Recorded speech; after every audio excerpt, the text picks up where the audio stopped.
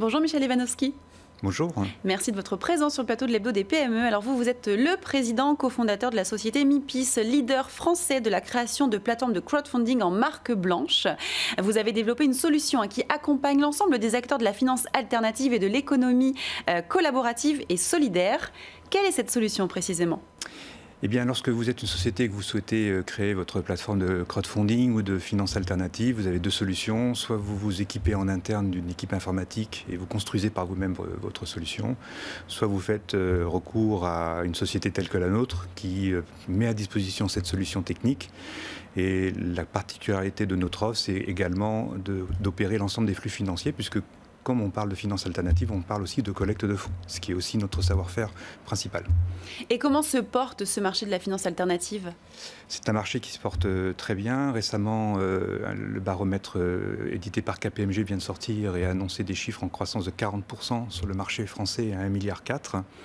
Ce qui est intéressant de noter également, c'est que c'est un marché qui est orienté principalement sur le financement de l'économie, puisque à peu près la moitié de ce 1,4 milliard sert à financer des entreprises, surtout des TPE, des PME, pas simplement des startups, comme on pourrait le croire.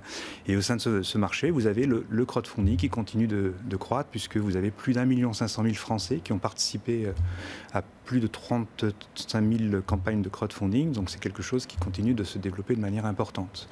Ce que je dois noter, c'est que qu'est-ce qui fait que ce marché se porte si bien ? Oui. C'est que vous avez deux moteurs principaux. Le premier moteur, c'est qu'il y a un besoin de financement qui reste fort de la part des entreprises. Donc là, vous avez vraiment des solutions alternatives intéressantes.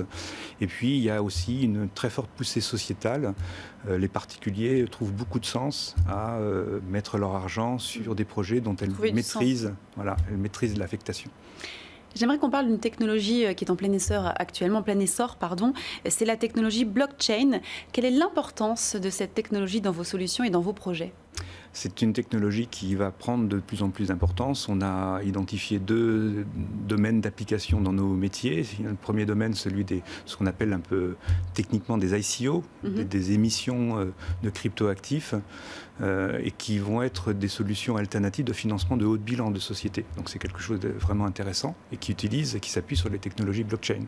Un deuxième secteur une deuxième activité qu'on a identifiée, c'est celui de tout ce qui est la gestion des titres de sociétés non cotées, puisque quand vous faites une campagne de crowdfunding, c'est notamment pour financer des sociétés non cotées. Et ensuite, il faut s'occuper de ces titres une fois que la levée de fonds s'est effectuée. Et ça passe par la tenue de registres de titres, ça passe par la possibilité d'échanger ces titres sur des marchés secondaires. Et là, la technologie blockchain offre des solutions pour répondre à ces problématiques-là. Alors, vous êtes actuellement également en train de lever des fonds. Pour quel projet de développement exactement ? Alors c'est vrai que nous avons beaucoup d'ambition, puisque nous prévoyons de multiplier par 10 notre chiffre d'affaires dans les 4 prochaines années.